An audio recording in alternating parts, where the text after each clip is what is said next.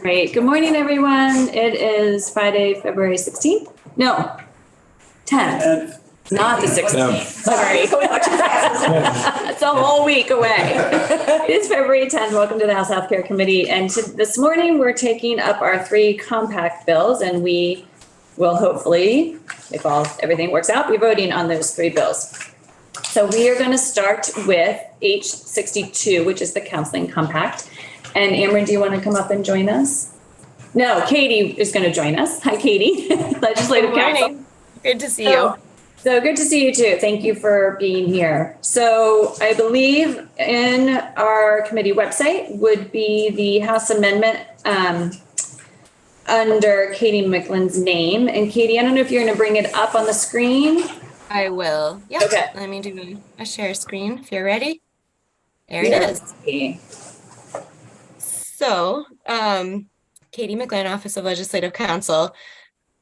We met a week ago or so at this point to review H62. This was the counseling compact, and various amendments were requested by OPR. So this is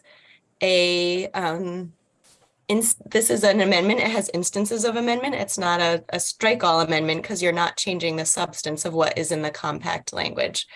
So you'll see there are 2 instances of amendment. The first amendment begins on line 6, and this says that we're inserting a new section 2 after section 1, which is the chapter that creates the compact. So this new section 2 amends existing law. It amends a section that pertains to the duties of OPR.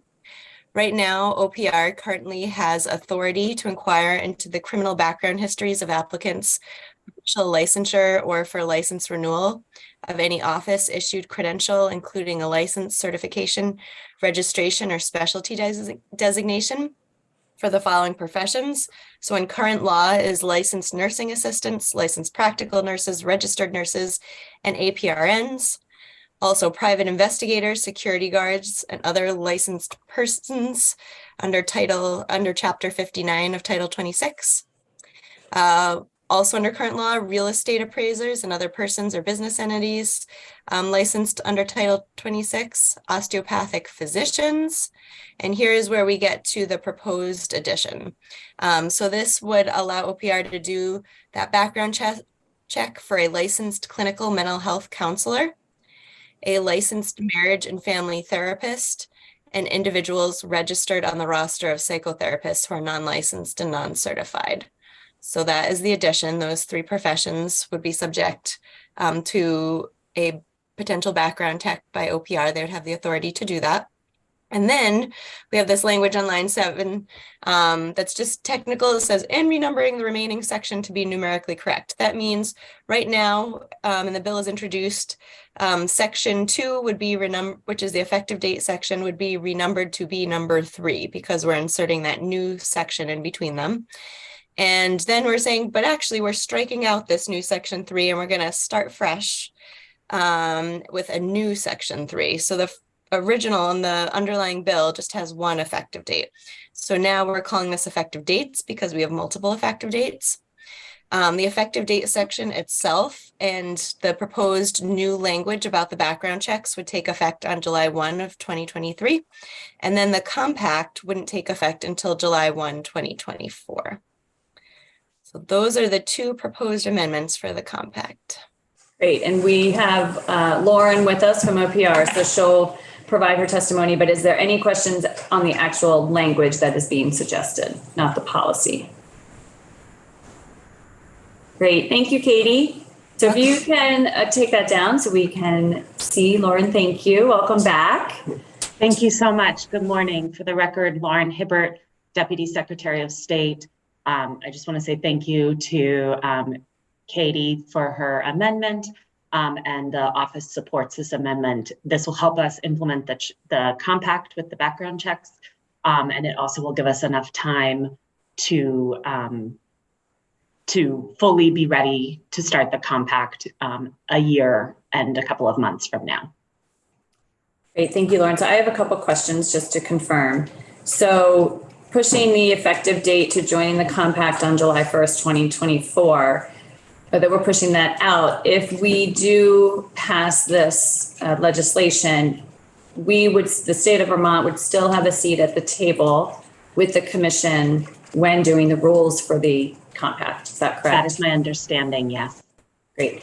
And then my other question is, putting in place these 3 new professions under this title doesn't necessarily mean we will background check everyone. We are giving you authority to background check in the instance where someone is joining a compact. That is correct. And I think that what we'll do is talk to the Allied Mental Health Board. I did ask for all 3 of these professions to be added to the authority. So we'll talk to the Allied Mental Health Board and make a policy decision in-house on whether we should background check all of these professions or just licensed mental health counselors or just licensed mental health counselors who are seeking the compact. So there's 3 different options there.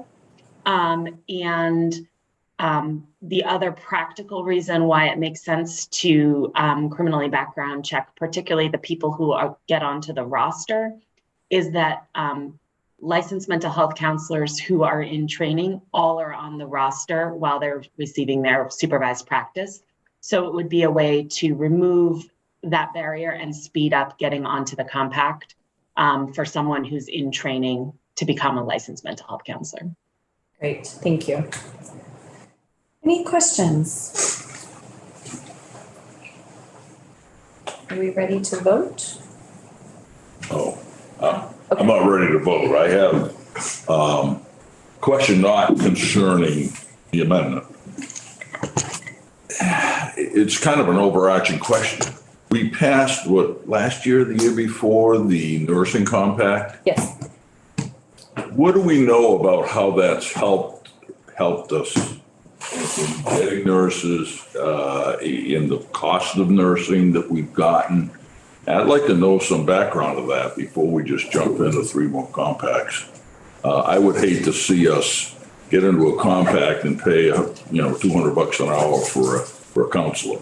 And that seems to be what happened with nursing, but I might be wrong. Lauren, can you address any of that? Yes.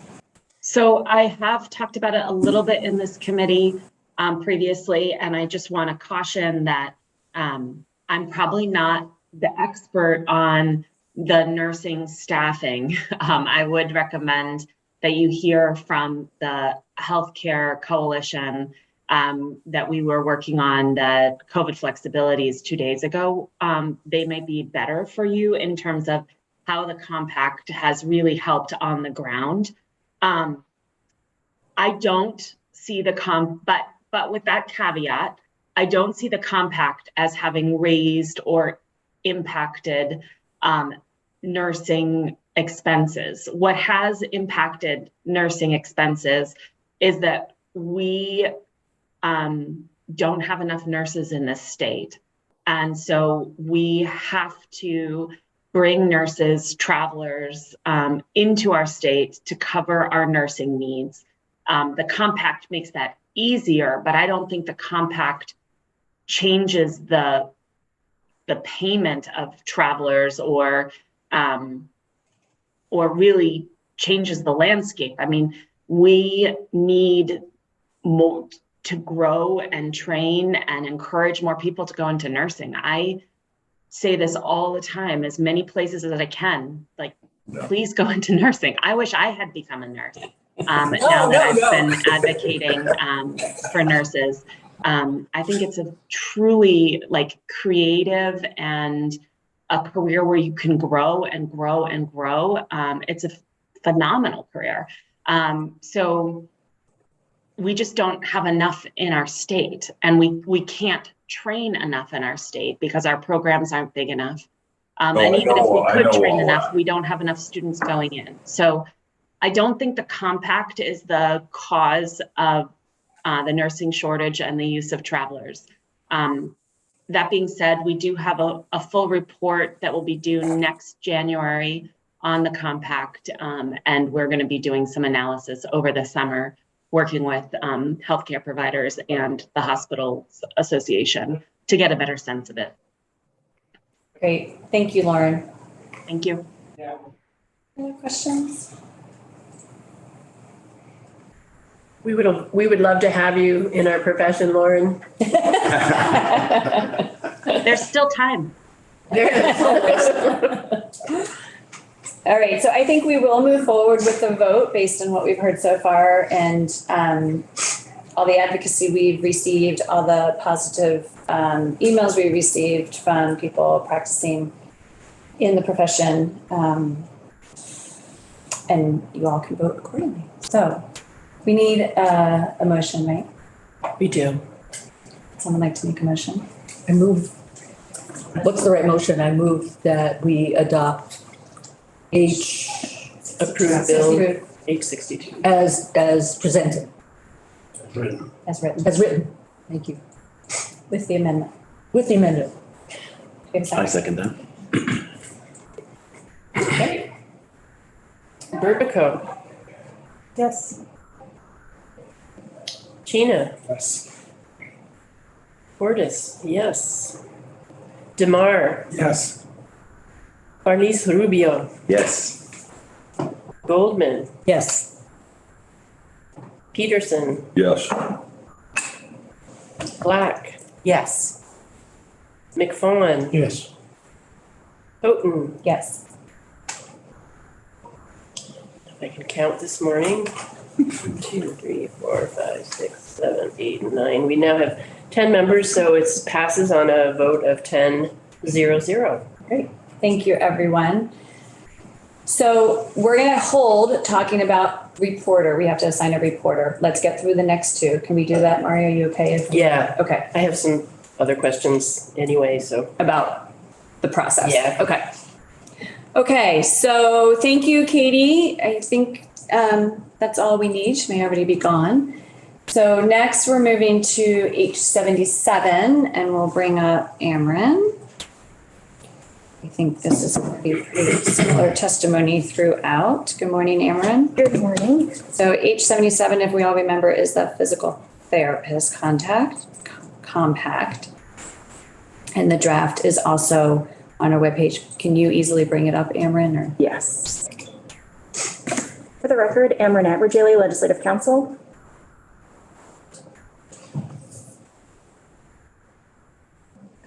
Okay. So you are looking at draft amendment 1.1 for H77, an act relating to Vermont's adoption of the Physical Therapy Licensure Compact. There are several instances of amendment for this compact bill. The first, you may recall when Tim Devlin, Legislative Counsel, did his walkthrough of this bill, that the Compact Commission had recommended that states go into the actual compact language and change a reference which was inaccurate. This is a legal citation that was not correct in the original compact language. So we have the authority to make this one change within the compact language so that the legal citation is correct. So that would be striking out a section symbol and inserting the word chapters within the compact. The next second instance of amendment is to add a section 2144 to the end of the compact, just about state administration of the compact. The first subsection says the Office of Professional Regulation shall have the power to oversee the administration and enforcement of the compact within the state of Vermont, subject to the provisions and rules of the compact. And then subsection B, the Director of the Office of Professional Regulation shall designate the one delegate of the compact for the state of Vermont pursuant to subsection 2138B of this subchapter. So that again is one of those instances when we can supplement the compact language in order for state law to reflect what happens for the administration side within the state. The third instance of amendment will look very similar to you because you just saw a version of this in the counseling compact amendment. Once again, we're going in, we're adding a new section 2 in amending Title 3, section 123, subsection J, subdivision 1. This is about the Office of Professional Regulation being able to inquire into the criminal background histories of applicants. I won't repeat everything Katie just thoughtfully went through here, but you'll see the professions that the Office of Professional Regulation is currently allowed to do background checks for in subdivisions A through D. And then we are adding a new subdivision E, physical therapist licensed under 26 VSA Chapter 38, which is, the chapter that regulates physical therapists. And then renumbering the remaining section to be numerically correct. Once again, we are then deleting that new renumbered section in order to put in the new effective dates so that we can have the criminal background check authority occur as soon as possible. And then the Section 1 physical therapist compact shall take effect on July 1st, 2024. Sorry, not as soon as possible. July 1st, 2023. I got ahead of myself. Great. Any questions on the language? Okay, Lauren, any comments on this one? Again, Lauren Hibbert, Deputy Secretary of State. We do support this amendment and are thankful that Legislative Council drafted it. Great, thank you. Any questions for OPR? Or in general? I guess it's just a clarification. Even though it takes effect on July 1st, people can start applying for the license for the compact immediately. Is that correct? Lauren, did you hear that? I think I did. So you asked, it becomes effective on July 1st of 24, but people will be able to apply before that effective date, and that's when it will be issued. Is that the correct question? Yeah, that was what I asked. Yes. Okay. Yes, that is what we will do. The application will be open before July, but it will be effective July 1st, 2024. And then it will, I forget when their renewal date is, but then it will be renewed on their standard renewal date. Okay. Yeah, just clarifying. Good question, yeah. All right, does anyone want to make a motion? I move that we pass draft 1.1 H77 amended, as amended, or? As written. He said as written. Okay. A second. Stop where we got you. All right, I will call the roll. Burbico, Yes. Tina, Yes. Portis, yes. DeMar, Yes. Barnes Rubio, Yes. Goldman, Yes. Peterson, Yes. Black, Yes. McFawn, Yes. Houghton. Yes. Motion passes on a vote of 10-0. Great, thank you. All right, our final one, H86.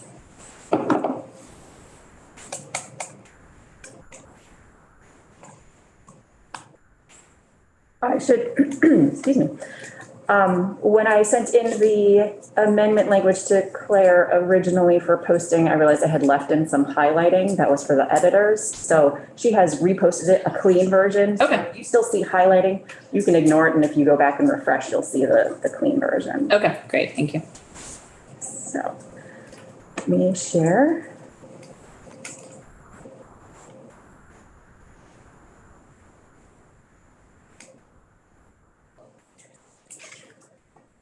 All right, so this is draft amendment number 1.2 for H86, an act relating to Vermont's adoption of the Audiology and Speech Language Pathology Interstate Compact.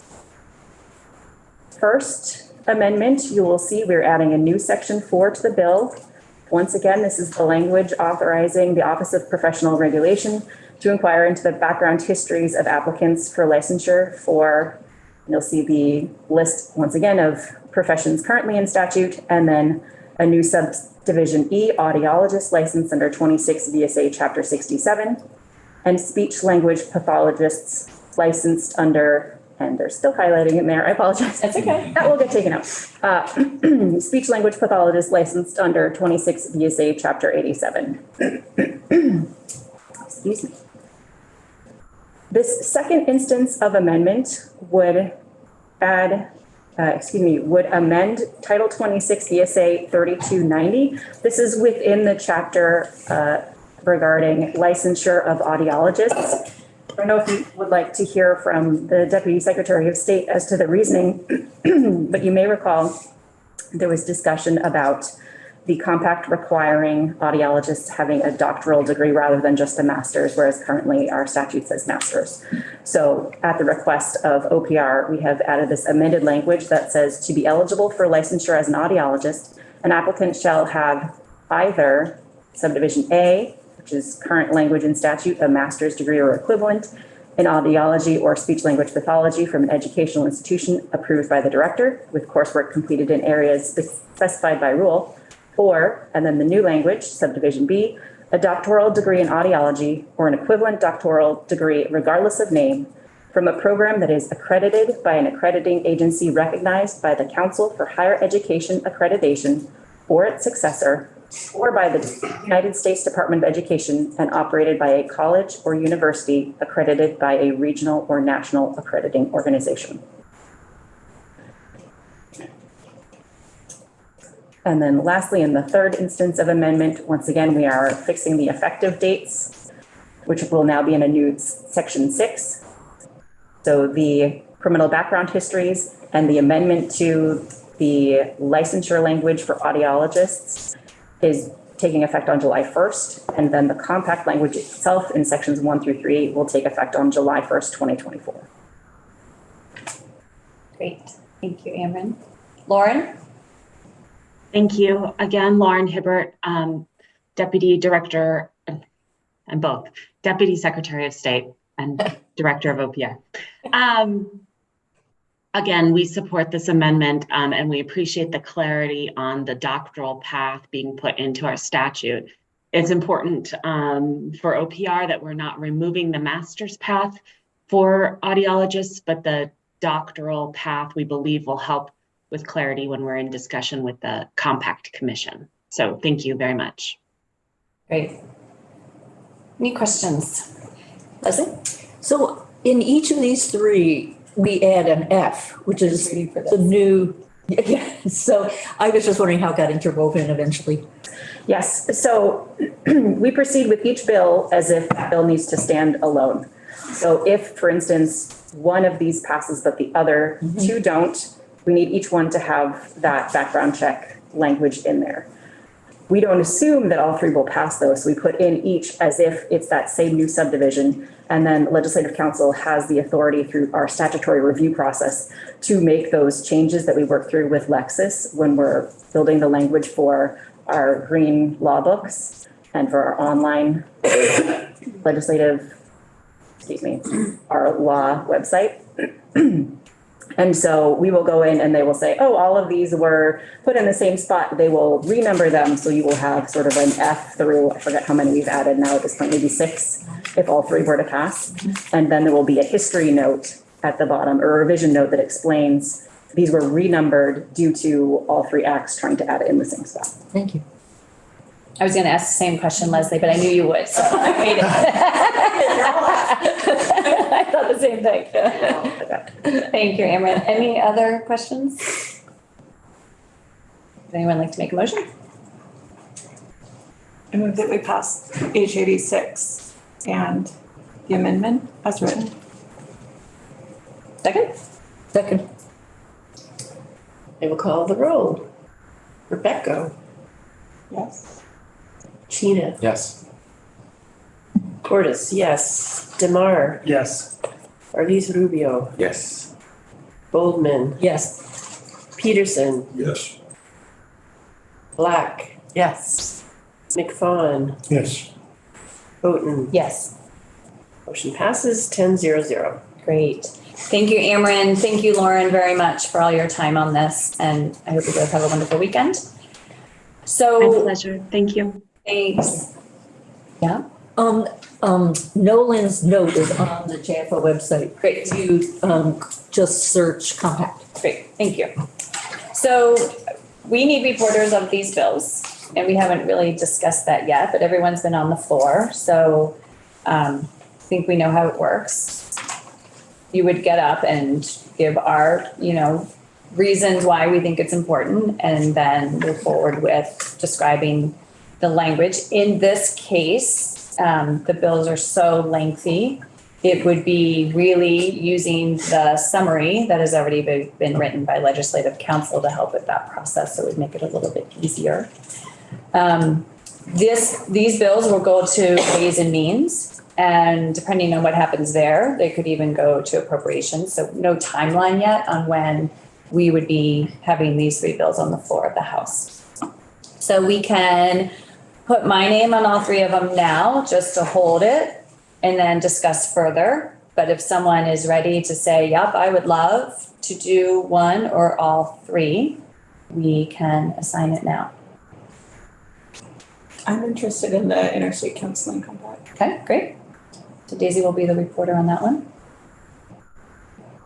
Just a question, is there any benefit to doing all 3 on the same day? Or It all depends on how they come out. We have no control over that. It all depends on how they come out of the other committees.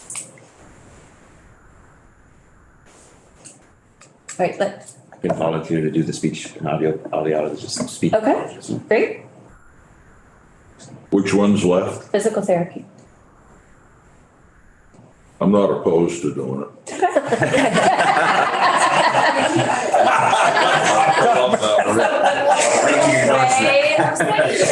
That's affirmative. Write your name down, Art. All right, what the hell? So what we'll do is, Topper is our Ways and Means. You remember, if I presented, it might go Ways and down. Means liaison. So Topper will kind of track where things are going, and Emily will let us know too when and if they might be coming out, and we can work, I can work, or any of us can work together. Especially, I think, Art, you have reported a bill before. Yeah. Yes. So, but work with any of you to, walk you through kind of how to set it up and make sure you're ready to go. So you'll be fully supported, and I appreciate all 3 of you volunteering. So that's great.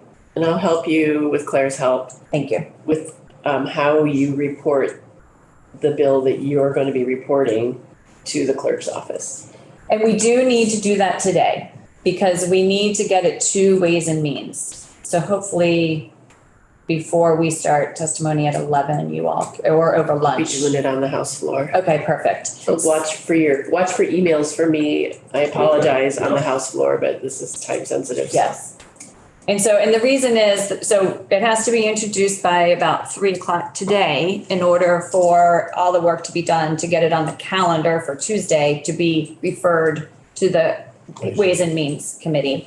And the chair had reached out to say, we have time in our calendar next week to start looking at these, and they cannot take up a bill until they have possession of it. So they couldn't even do, background check on what a compact is until they have possession.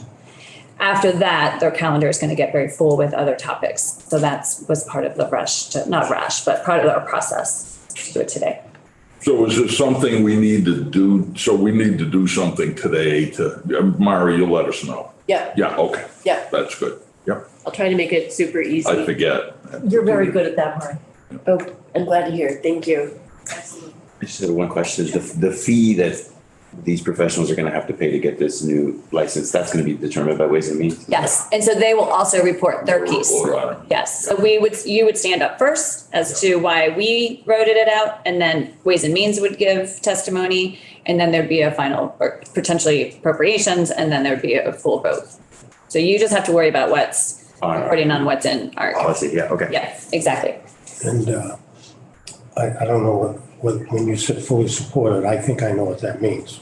Yeah. But if somebody runs into trouble, can't answer a question or something like that On the floor. on the floor, Oh, yeah. you can ask. You say I defer to the chair. And you- We'll make sure you know that. No one's going to ask a question. No, Yeah, it's everything. I don't think these are controversial. Don't jinx us. These aren't controversial. Especially with a 10-0 vote. So you had a question? Yeah, I think I just answered my own question. It's about the record of action, and the action is, I was going to say, motion to approve bill is amended and move to blah, blah, blah for consideration. I'm just going to write motion to approve bill is amended. Yes, and they will determine where Because the process will they take will know it has to go to Ways and take its Means. course. Yes. So great. All right, so we are, we can go, we were done.